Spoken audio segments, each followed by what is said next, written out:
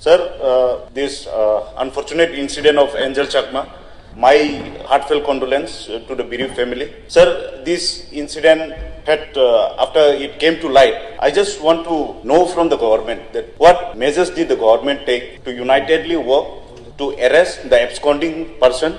We being called Chinky, Momo, this is not new to us, sir. We have been facing this since long. Anyone from this house also can face. Any member from the state can face.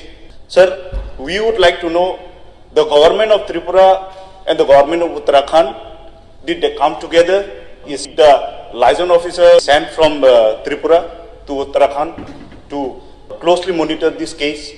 And sir, we know that Angel Chakma's father is serving for the nation. He himself, to get justice, he has been knocking doors.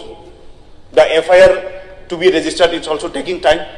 And sir, it's not only FIR from our state, our Honorable MP, East MP, and our Maharaja Pradyut also, he need to personally intervene to bring the dead bodies and to coordinate with them to the student bodies also.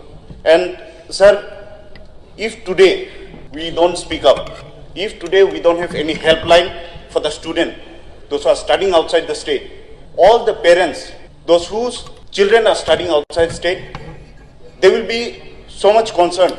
They will be insecure, sir. Our state should create such a mechanism that all the state has liaison officer. The state should have the database of students staying outside the state, those who are studying. We should monitor. There should be a helpline, 24/7 helpline, so that this kind of racial discrimination happens and they report to the state and the action is taken immediately, sir. So I would like to know the status of the case. So this is not an example of the state only.